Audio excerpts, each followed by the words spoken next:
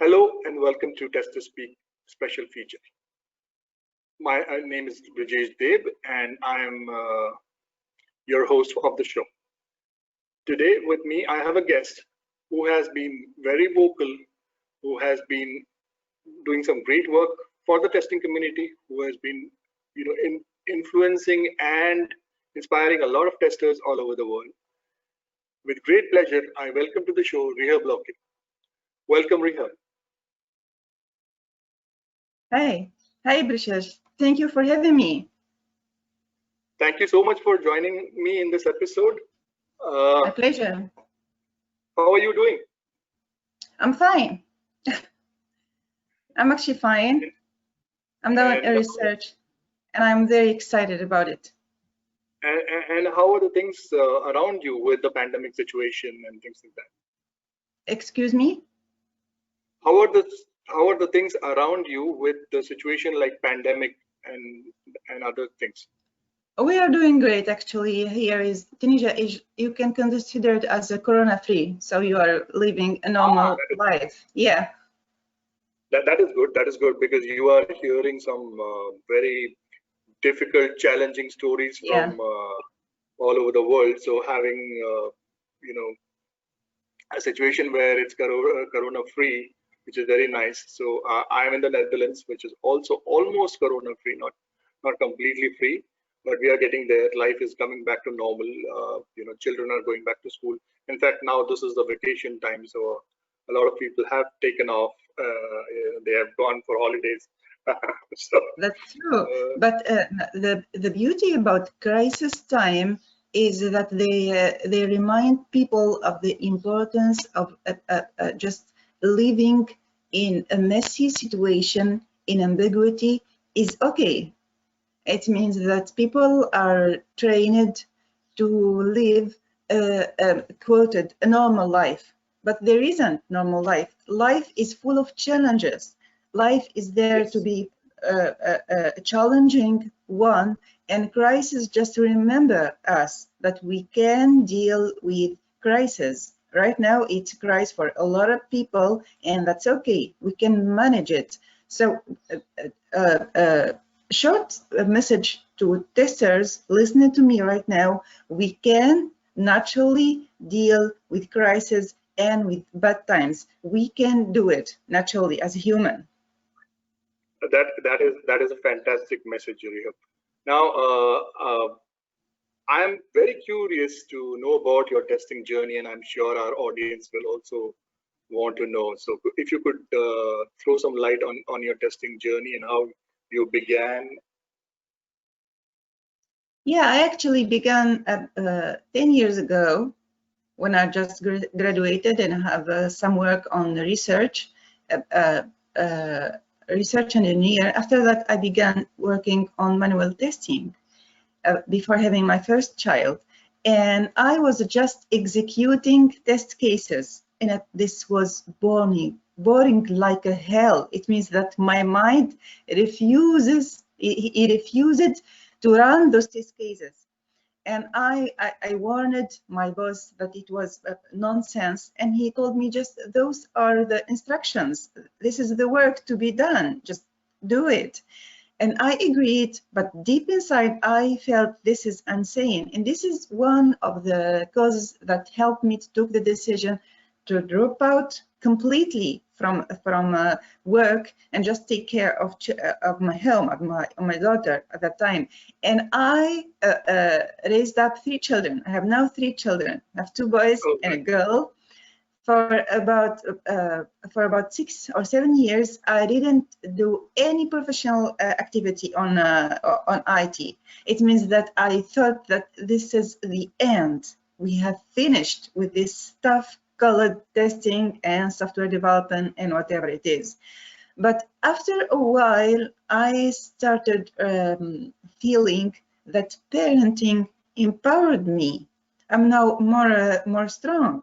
I'm now more determined. I'm a different person due to parenting. A parenting that I thought was a disability was actually a strengthening factor. I became a more strong woman. For example, last night I go to bed about 1 a.m. and now I am awake 5 a.m. I feel very active and I'm a good state. Why? Because I had 3 children and I had a little bit of sleep. Means most of the time I'm ready to execute, to take care of children.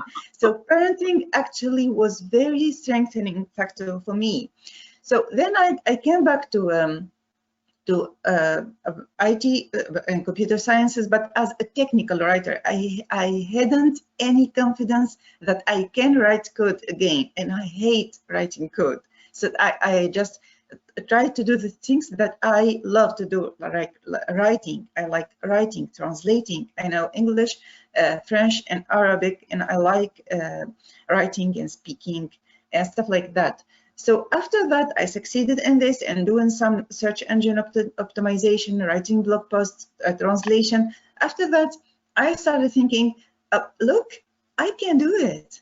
Why not move a step further and try to get back to software testing? So I tried to get some. I get a certification in technical writing, which is, by the way, worthless. Certifications are, for me, worthless. They prove nothing. But in the meanwhile, I find that recommendation and endorsements are. I have now endorsements in my writing skills from native English speakers who say about my essays as wonderful and insightful. This, for me, is more important than certifications.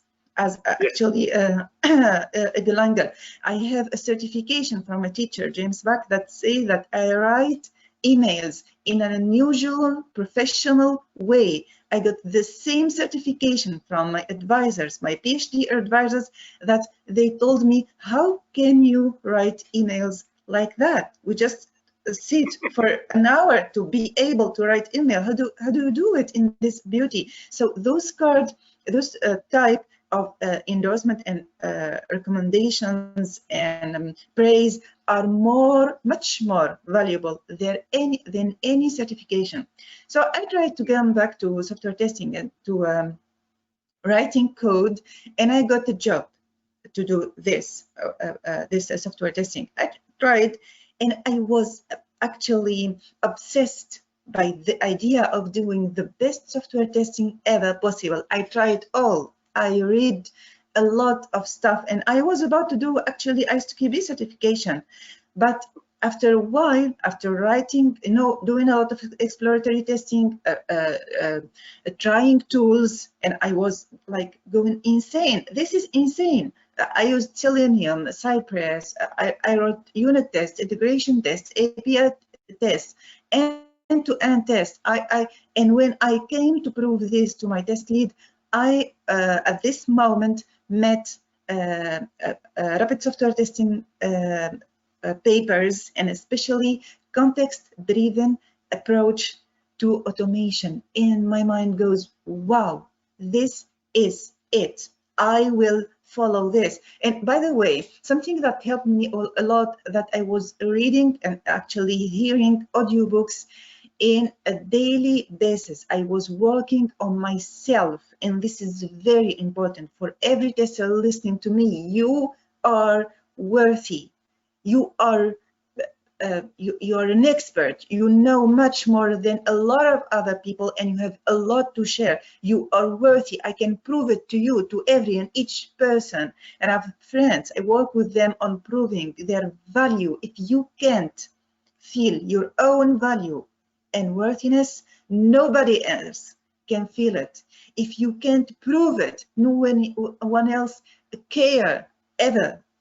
So when I came across this paper, and I started actually reading context-driven school papers and articles and all this stuff, I felt, God, this is my place. And I was looking for a mentor, and I found James Bach, but I didn't believe very much that he will respond to me. I think that he was an expert. He was called software testing godfather. Will he respond to me? I was very doubtful. So, by the way, I was doing a PhD on neurosciences, but I wasn't making a lot of progress since I was really very obsessed with software testing. So at this moment, I thought, why not change subject from neurosciences, as I'm just in the beginning, to software testing? Was this possible? I was afraid at the beginning because I love a lot my advisors. I have two extremely beautiful persons. Actually, I am very lucky to be able to find people that are very genuine and they are very trustful. And I believe that the type of person that you attract into your life will affect it 100%. Think of the people that you are hanging with right now. Think of them. What type of people do you have in your life? And you can find out what your life after 5 and 10 years will look like. So I attracted to my life these two beautiful advisors, who are actually very known in neurosciences, and they are very skilled and as researchers in neurosciences, and they agreed to follow me and to advise me on software testing. So I was very empowered, means emotionally. So I got to James Buck. I wrote him a very beautiful email full of details about context-driven testing and having a PhD. I gave him a lot of possibilities, and at the end, I wrote him, you can help me by doing this and this and directing me, give me resources and having me under your wing. But I didn't thought this is even possible. It means that I was just dreaming. And this is the beauty of dreaming. Testers, they're dreaming. Yes. They try to have more higher standards. The fact of doing this simple act of hiding your standards will change your life. It's not only about a job. It's not only about the salary. It's not only about some tasks and we wait Fridays. It's not that. It's a passion. You know, life is too short to live it for a living. Life is too short and too precious. So when I contacted him, I got an immediate response. Why? Because I contacted him also on Skype. I got his Skype, so I contacted him. I told him, I've sent you an email right now. He said, really? Let me take a look. Immediately, he called me. He tested me online. It was late at night here in Tunisia, in a good daily time in Washington. And we spoke for about, I think, maybe 2 or 3 hours. And things like that keep every time we have meetings, and this is recurrent, actual like meeting with James, especially at the beginning. We have long meetings. He teaches me one-on-one how to test, how to speak about testing, how to develop my mental abilities, how to recognize my own mental and cognitive skills. It means that he taught me one-on-one, and he was actually very kind with me, very supportive. And with him, I didn't felt like a student. I felt like someone who is going just to flourish. And we prepared the subject. I invite you to go to my LinkedIn and read the subject of my research called Testability. What happened, what really happened during testing. And I started, he gave me free access to all his courses. So I have attended a lot of courses, and I was always interrupting James when teaching to ask questions, not only my questions, but testers and students' question. I was defying him, trying to challenge him, and he likes this very much. Yes. So yes. By now I am testing. I'm looking for a job as a tester. I'm a rapid software tester, and I am doing this research and also communicating with community by interviews like that. I agree to do interviews to make people learn about me, and by writing and inspiring others, and I get back immediately from those posts, from interaction like with you, Brijesh. By the way, I like your English. I can understand you. I am very lucky to have someone to speak English like you, so I can understand and interact with you properly. Thank you so much, Rihab. That means a lot to me. I will tell you something. Some things that you mentioned, that you need to realize your self-worth. You are worthy of what you are. You are very capable. Some of the things they resonate so much with the way I also think. So I have started this community called the Test Chat, and the logo says, "You are a tester. You are a champion." Okay, so I believe that every tester is a champion. It's only about looking within and discovering that quality. Okay, and that is why a lot of self-analysis has to go in. A lot of effort needs to be put into discover yourself and then bring it out to the rest of the world. So that is something that I believe constantly, and I think it is of a lot of value that people recognize their ability and their skills and use it in a positive direction. So that is what I firmly believe. Now I invite every tester. I invite each and every tester listening to us to go and before any professional work, find out himself the treasure within, the giant within, and try to communicate with the universe or God, whatever you call, and try to ask him to guide you to your own abilities, strengths, mission in life. This is self-improvement and self-building and self-discovery, self-awareness are the first steps to a great and an amazing professional career. Well, that brings a smile on my face, because a few days ago I wrote an article and I used the exact same phrases. Okay, the first thing I said, what a tester would need in the early part of their career is to develop self-confidence, number one. And then when they get that confidence and then they start their journey and then they go ahead, then as a next step, they need to be self-aware that, okay, there are certain things that they know, there are certain things that they do not know, and they need to take an advice in this issue. You are speaking about very important things, Brijesh. So to help you being more self-aware, start journaling right now, today. Start writing in journals like this one. Start putting everything happening in your day, from the time, the minute you wake up until you go to bed. What happened? What did you felt? How did you thought? And what's going on your life actually? Yes, and that self-awareness just need not be related to your work. It can be about your social being, because you are a part of a society. You deal and interact with a lot of people. So once you are aware, then you know that you are surrounded by certain biases. You have certain biases yourself. Certainly.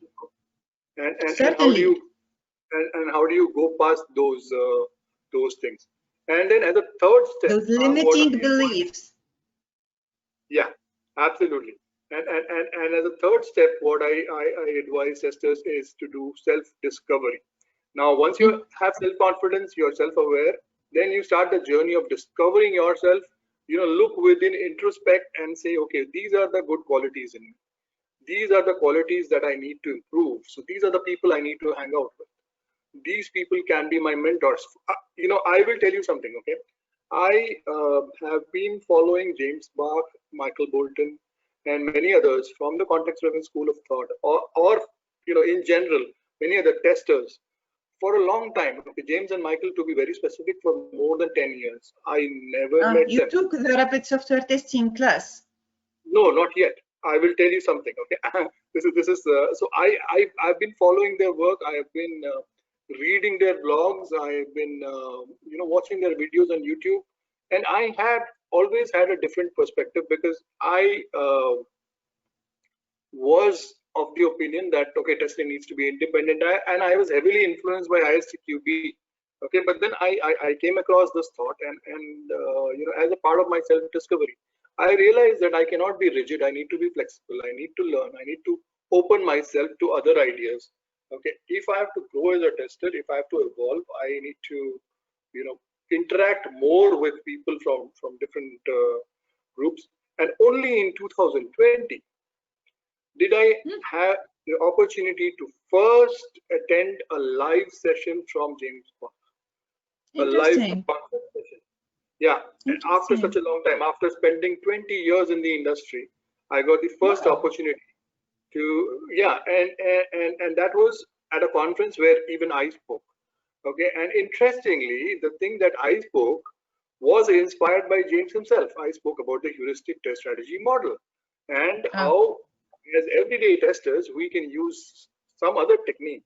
So I was looking for a quick answer, and I put my theory around HCSM and how we could do, and I call it simple 5W1H way of questioning. I was emphasizing more on the ability to ask questions and why it is important for testers to keep asking questions. And this is a great skill. This is a great skill for each and every tester to learn. To learn to ask a question and to give himself, right? We are always back to self-improvement. This is the first step. If you have confidence that you are worthy, you will ask a lot of questions and you won't feel embarrassed. It means that right now, today morning, I asked questions to James. I'm not embarrassed to reach for this expert and ask questions to each and every expert I can ever meet. Right. So I firmly believe one thing, Rihab, and I say this to all my fellow testers all the time, and I said this in the conference as well, that questions are never stupid, only their answers are. So you don't have to worry about asking questions, because somebody once questioned, okay, can I fly? And today, big, huge aeroplanes are flying.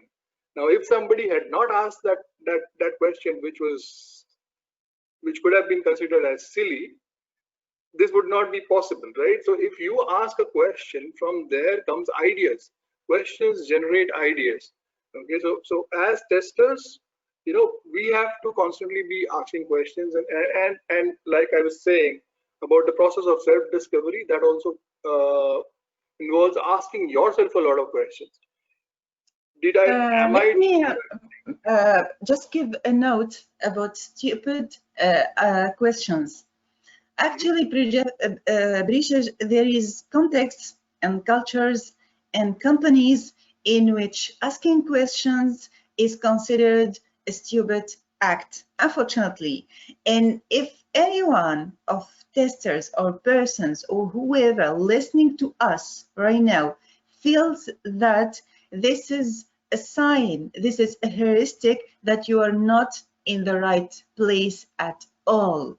If you feel that your questions are not welcome, if you feel that you are considered stupid just because you ask questions, or you ask them again and again, or just because you think and your thinking doesn't please management, if you feel bored, if you feel not appreciated enough, if you feel not pleased at work every and each day, this is a sign that you are not in the right place, and this not a sign that you are not worthy. You are always worthy. You are always, even you are not knowledgeable enough right now. Even if you don't know a lot about testing right now, you still a valuable creature by all the ways. Dare this in your mind. So the false the problem, the mess is within your culture and within your surrounding, and you can escape it. There's something called the internet. You are now connected to something called the internet that can grant you freedom, progress, and professional excellence. And you can rely on us, rapid software testing people, to help you reach those places and greatness. Go ahead, Brijesh. Absolutely, and like I was saying, so I first attended a session in a conference where I spoke, and then I listened to Michael Bolton live again in that very session, and then after that I have attended quite a few live sessions of James and Michael within that short span of time.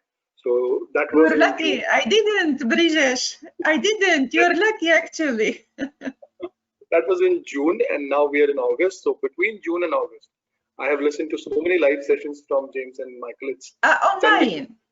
Okay. Yeah, all I did all the online. same online. Online. I was face to face. I want to meet those guys. Yeah. So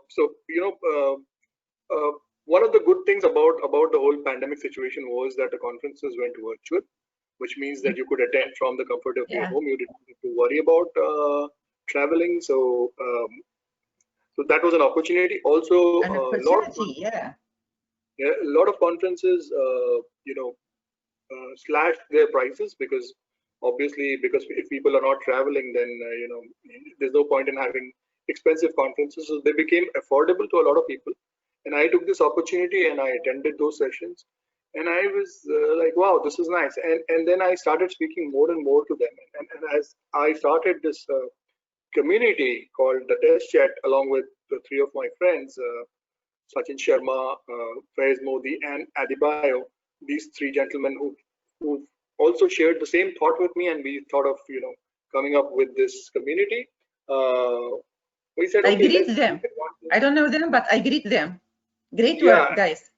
Yeah, and then what we were hoping is that we would have more and more interactions with James and Michael, and in a lot of their AMAs, Ask Me Anything sessions. Like there was one which happened a few weeks ago where Michael also participated, and 2 weeks later James participated.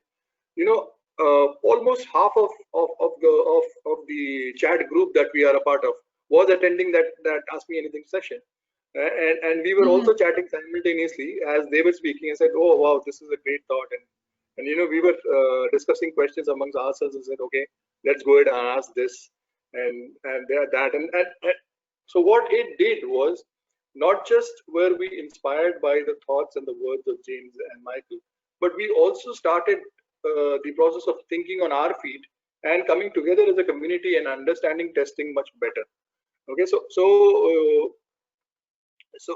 this has inspired a lot of people. We started at the community in June, and today we are 550 plus members in the community. And as a part of the initiatives that we've had, I'm recording this special edition of the TesterSpeak with you.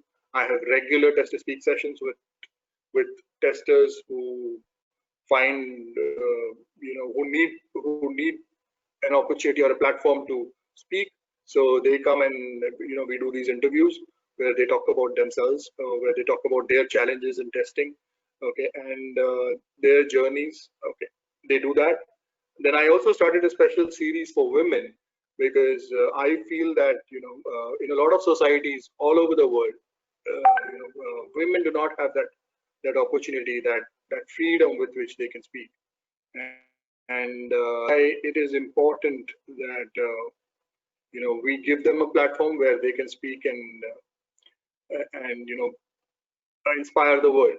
Okay, so things are going good so far. We've had a lot of good traction. A lot of women are coming out and speaking, and I'm sure that after listening to what you've had to say so far, a lot of other women are going to jump on the bandwagon and come out and express themselves, because you brought in a very interesting perspective And I want to go back to that for a bit. You said that, parenting helped you find your feet, if I may say it that way. And it gave you the strength to be a better person. It gives you a lot of energy to do things. So how is it like being a mother of three, and then how do you manage? How do you balance between work and family? How do you do that? I don't. I'm not balancing at all. It's summertime and children are at home, and you can imagine through the day, it's quite impossible to have some moment to read something. So most of the time it's at night when they go to sleep. I work from 11 p.m. to about 6 a.m. So I don't go to sleep at night most of the time. And sometimes when I have a meeting in the morning, my friends can see that I'm a little bit tired, and that's okay for me. I'm used to this.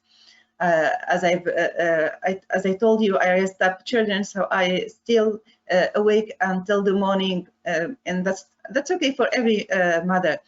So my message for women and for everybody actually. We have in the struggles, the last painful experiences, a mine of energy. Remember what made you painful, what made you cry, what made you struggle, and this will empower you. You don't need any external motivation. It means that if you think about what you have been through, you can find reason to do whatever you want. It means in goal establishing, we need energy. And this energy came from love, certainly from doing the thing that you want. And if you are here accidentally and you don't like testing, this is good. You can do development, you can do human resources, you can do work on communication, on marketing, on whatever you feel like to do. And I like software testing. I like doing software testing, but if you the person listening to me want to do something else, that's great, because love is a big and influential thing. The other thing is pain. So we are kind of driven by pleasure and pain. Find what makes you feel pleasant. I like it. I want to test. I want to try this. I want to ask questions. This is part of me, the scientist, which James Buck discovered. The other is the pain. I hate being less than the best person I can ever be.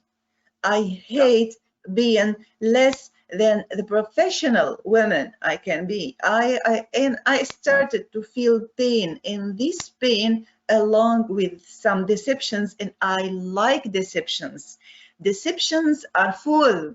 They will empower you and give you the energy to do your best. So with those, let me say, 2 wings, I succeeded to remember each and every struggle in my life, to go further and to go. So right now I'm struggling. I'm not working properly. I don't have a job right now. I'm jobless. So some tester asked me, what is your job description or career? I told him I'm jobless.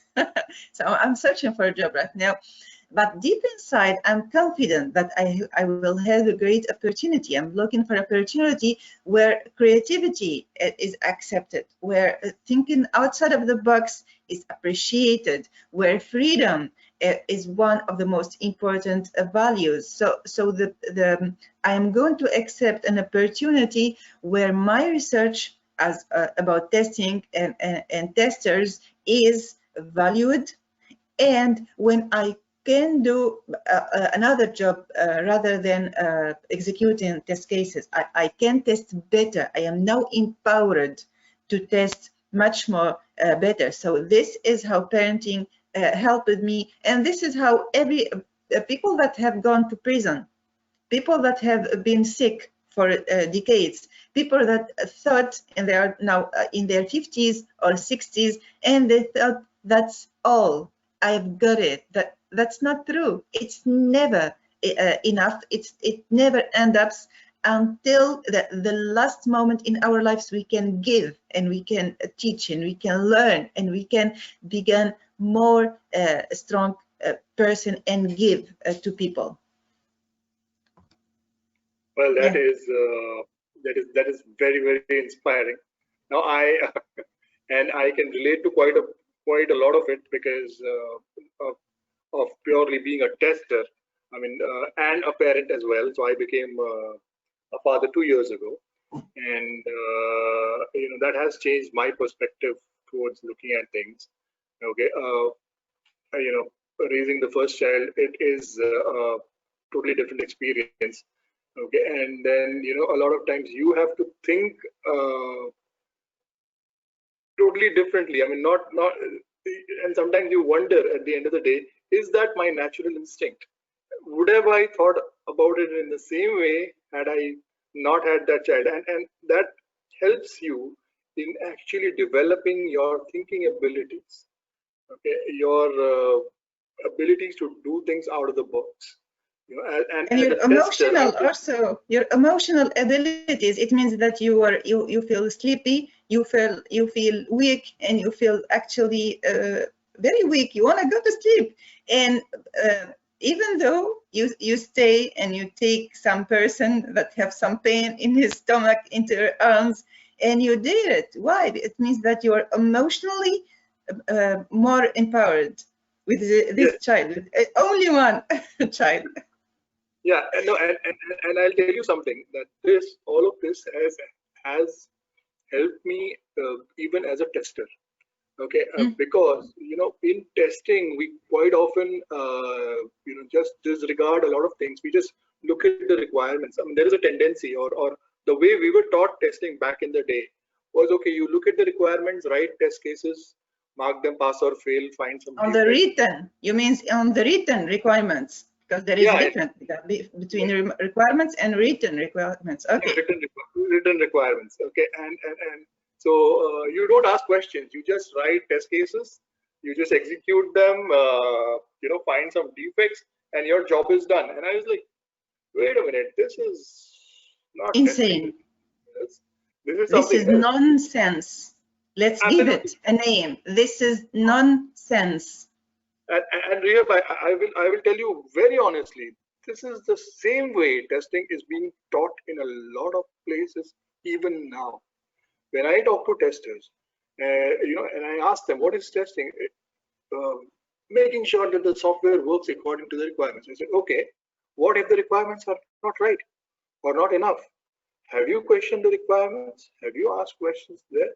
No, we just write test cases, we find bugs. I mean, then I'm like, okay, so is finding bugs your ultimate goal in testing? And by the way, they are called shallow bugs. This is shallow testing. Deep testing is totally different. Guys, go and take rapid software testing classes and courses and join us on the rapid software testing Slack, and we'll find out another different word. Literally. Yeah. Although I'm not, you didn't took the class yet. No, I have not. I have not taken the class yet. I will be taking a class this week. Okay, and although I have not taken the class, but I understand what is being spoken here. Okay, what is the idea behind it? And my thought was always like this: that when you are testing, you are actually trying to find out something about the product, because that's what a test means. It is not about having a list and then comparing it against that list.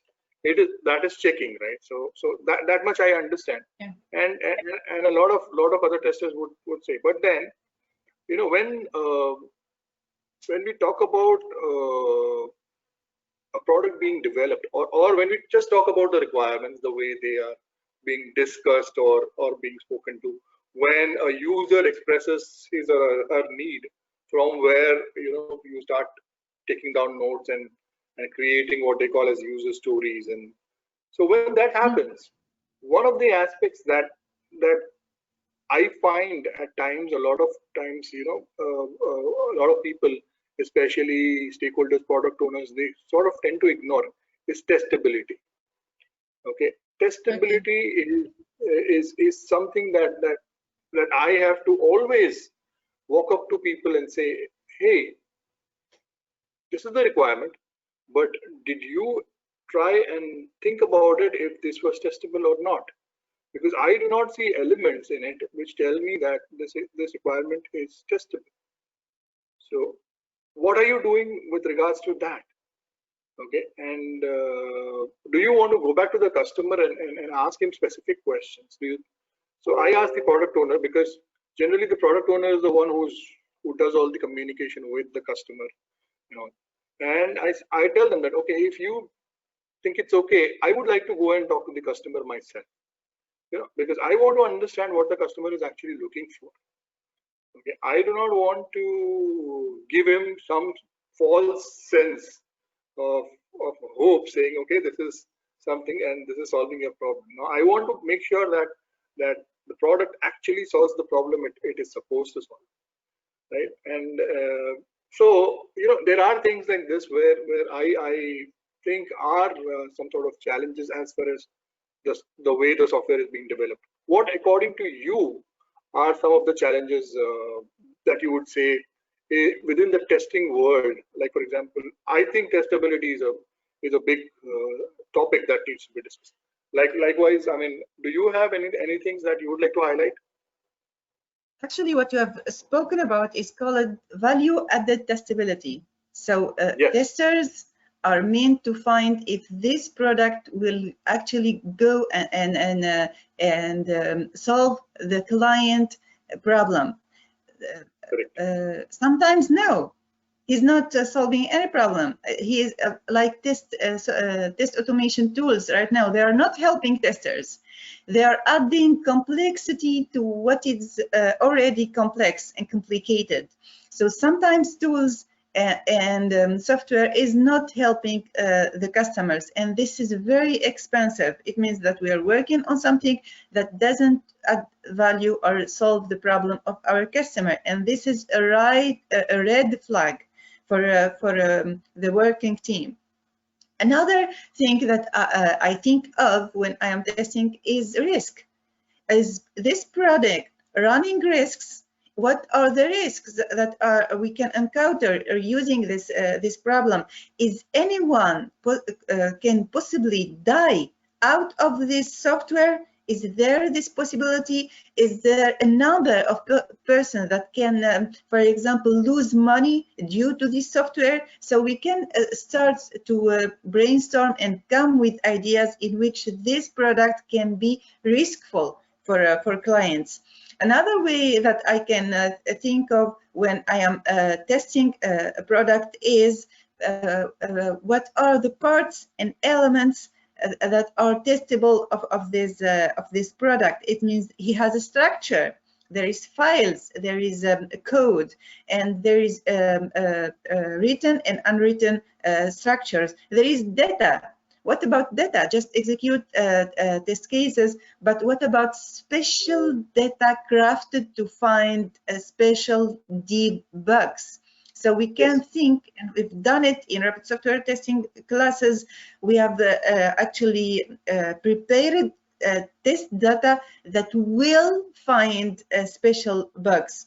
What about, for example, interaction with human and the product? The product could be excellent, but when interacting with the user find stuff like bad usability, or for example it's too complicated, or for example, so developers doesn't look to things like users do. And by the way, we cannot rely on users to tell us about bugs, because users are bug reporters, so they don't report bugs in a convenient way for developers. Testers do. This is their work.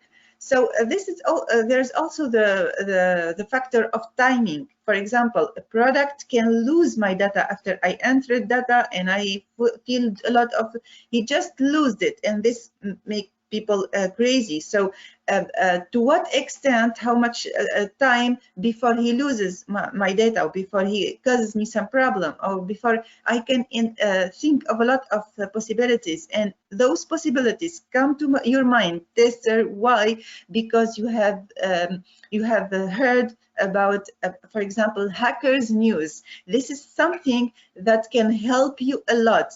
You know, each and every morning, where you read the news from your country or from the world news, you read also hackers news, and your mind goes, wow, is this ever possible? Then after that, after 10 days or 2 weeks and few weeks, you will find out that your tester abilities and mindset is very developed through this simple practice or seeing hackers news. You will find out that this is possible. This software can fail and cause problems and cause damages and cause lives. So there's different ways to think about how to test a product, and we can give a lot of technical terms like product coverage outline, like advocating for testabilities. It's possible to test this product, for example, trying to investigate the project environment and thinking of, is there special things in this environment? For example, we can speak about some persons or some identities and the problem that just punish us if we try to test correctly. It means that there is structures and there is corporates and there is companies when good testing is punished. We want fake testing. Just write those test cases and stop it. Why are you investigating so much? Why do you want to find it all? Just, we need some fake testing to go by, and that's okay. So you should discover what type of testing is actually requested, and this is due to the environment in which you work, and this actually is limiting for a testing that is thriving and interested in becoming his best. So those are the elements that I can think about in testing, but my research about Testability have led to other good discoveries. Right now, it is not finished yet, but I can speak about a lot of findings that I've done through Testability. I was going to come to that as my next question. So thank you for leading me into that. One of the things that I would like to tell the audience, and that I constantly tell people is, people use terms like test coverage a lot.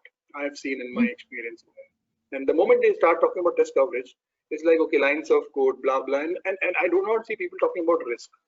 Okay, and so my question obviously is, when you're talking about test coverage, are you also talking about risk coverage? If you're not talking about risk coverage, then there is a problem.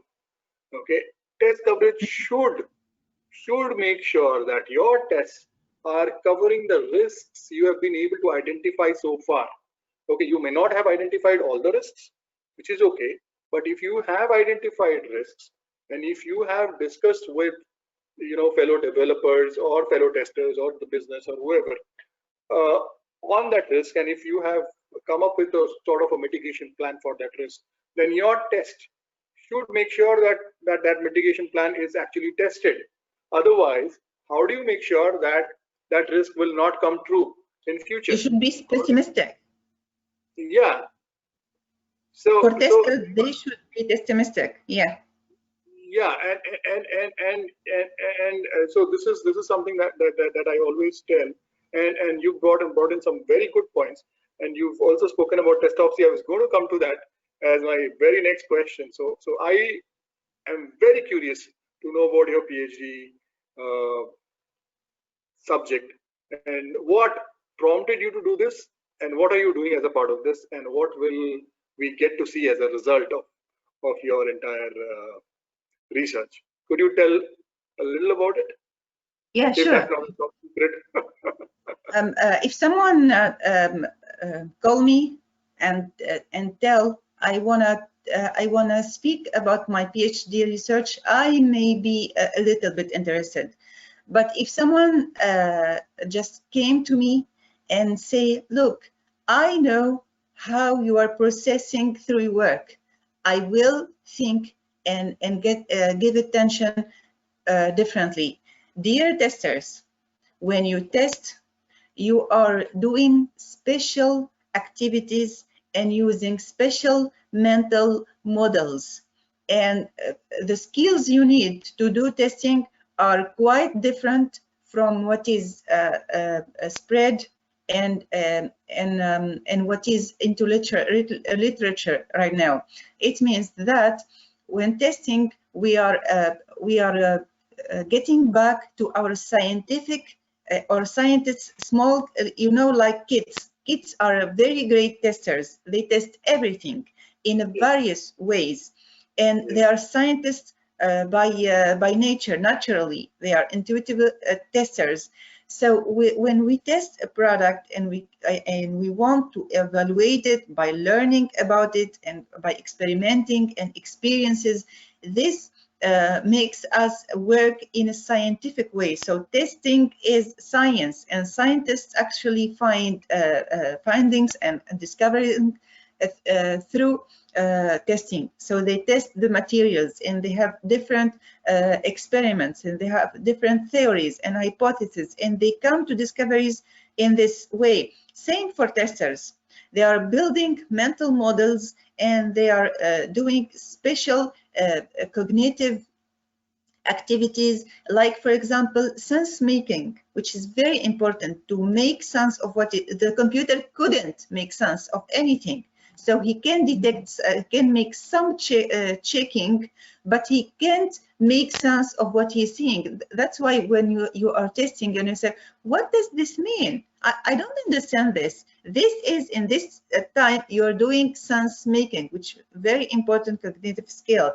The other thing that we do when testing, we are building mental models. It means that we are trying to find something that we already know similar to this product, an idea, another product in our memory, something in our life that is like this product, and this is called building mental models. And actually no tester can test without having this mental model. If we can't relate to something that we already know, we cannot test. Another thing that we do is setup. We are setting up environments in which we can test, and by setting up, think of it, we are setting up environments, we are thinking of the possibilities of platforms in which we can work testing this product. There is also crafting test data. So we are preparing data and we are thinking together, and that's why I like teamwork. We are thinking which data can actually help us to find out deep bugs. It means bugs that when you find them, you go, wow, was this possible with our product? It means that that's scary. How could this happen? So those kind of bugs are the bugs that we are looking for in rapid software testing, and that I want to help testers. I want actually, by my research, produce results of skills and of activities that a tester can follow and can learn and can practice deliberately to become a tester that find deep bugs, important bugs. And I've run Testability, which is having a test session with the tester, then after that analyzing it and analyzing what he tried to do. And I've come to a lot of conclusions, and I've done the same with the James about how testers design their tests. And one of the, I will complete with it because it's actually very wide and there is a lot of details in this, but what I came through is no one, absolutely no one of the tester that I worked with have suggested to write any test script at all. No one asked me to give him the opportunity to use a test automation tool at all. All of them, I told them, please test this product. They just start testing. Some of them start asking questions about the product. Some of them ask, do you want me just to test in my way, or do you want me to find some bugs, or do you want me? So interviewing the product owner. Some of them didn't test at all. I have Indians. Actually, I found Indians to be very clever and intelligent testers. He was just trying to teach me about testing. So, you know, you should start with this, then go and see that, then we can find this type of bugs here and look for this. And this was amazing. It means he was teaching me about testing. Another tester prepared the product coverage outline and was using colors, like he called it heat map, like, for example, blue for normal areas, pink for areas that that we should investigate further, yellow for risks. So he was determining risk. I told him, why aren't you testing? He said, I'm a test lead, I'm a test manager, and my team would be already working on the functional part. So I am now trying to think of what is the best way to test this. So there is differences between the testers, and my research is here to find out those testers and to get this knowledge written in order to be able to learn from it and to practice it to become ever a better tester. Awesome, awesome. Awesome. I think that is something that we all as testers would look forward to. And I also look forward to interacting with testing like you, Brijesh. That's very important for me, to hang out with testers, especially with years of experience, and learn from them and see them. I'm an observer, I'm a researcher, I'm a scientist by nature. Observe how they work and learn from them. I do not know if there is enough scope for me to participate in your experiments yet, or if it's still there. I would love to do an experiment with you and help. Sure, I always do experiments. I always do test opsis. We can schedule a meeting and test, and I will give a challenging tool. Yeah. Okay. All right. That'll be quite interesting. Let's schedule something and work on it. Now, we've been speaking for almost an hour. I wanted to ask you one last question, and this is something that I ask all my guests at my show. What does Rihab do when she's not testing? I know you are testing all the time. You're thinking, you're talking, you're doing a lot of things. But what do you do when you're not testing? What else do you like doing? When I am on my own, I actually like reading a lot. I like thinking. I am kind of obsessed with thinking, and thinking is nothing but asking questions. So I keep asking, what else is possible? What else is worth doing? What is the simple and very actually simple thing that I can do today and will change my life? What is the next most important habit in my life? Who is the person that I can hang out with him and change my life?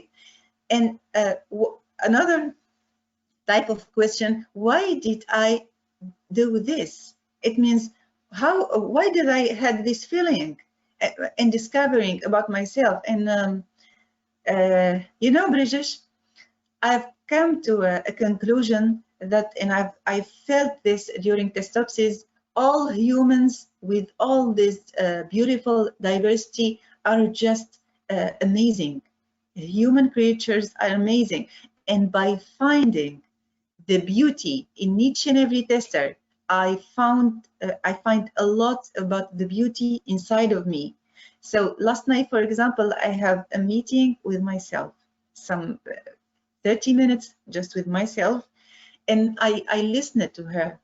I listened to what she wanted to say to me. I listened to my instinct, and I feel like those moments when I am by myself, retrospecting and reflecting on what happened and what could happen. And for example, last night I came to something. This is new material.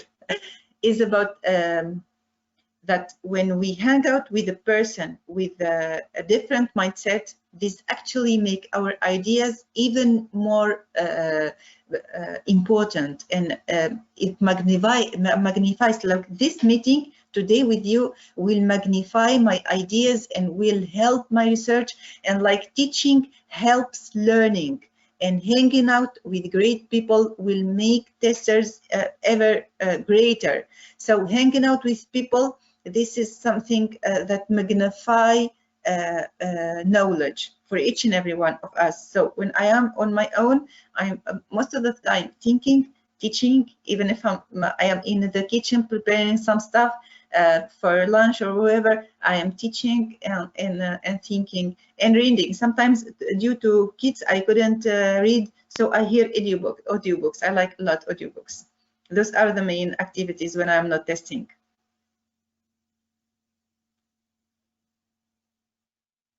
I can't hear you. I'm not hearing you.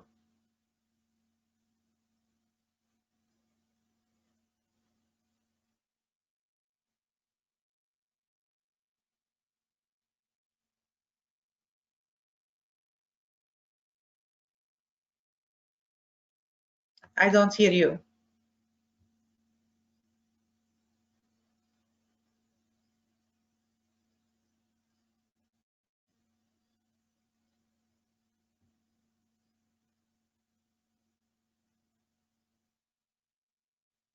Can you hear me now? Yeah. Yeah, okay. So I just wanted to thank you for giving your precious time. You know, it's morning hours, and it's probably the time for you to sleep. Get some rest. That was amazing. Yeah, thank you so much for your time. I think this was incredible. I think it'll be of great value to have you as a part of the test chat community. There will be some interesting discussions. So I will share the link with you on LinkedIn, and then you can join in the party and have some very interesting conversations that are going on.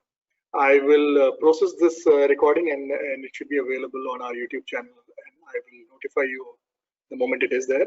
And you know, I look forward to keep talking to you. I will schedule an experiment session with you and sure, take up the challenge. You're welcome. I will take up the challenge. I will take up the challenge that you're going to throw at me. So we will see how you test. I want to learn from you. We will discover how you test, Brijesh. 20 years of experience. This is very important. Yeah, sure. So in my free time, I keep testing mobile apps because there are so many of them. It gives you a lot of variety, and each one of them does something different. So some basic properties may remain the same, but then each of them are intended to solve a different problem. So it's very unique, and you know, so it's going to be a lot of fun. Anyways, thank you so much for your time today, and I wish you you know, a wonderful day or evening or whatever, because it's morning. I know it's morning. Yeah. I wish you a wonderful day ahead, and thank you. And you know, we'll keep talking. Thank you very much. Thank you for having me, and bye-bye. Bye-bye.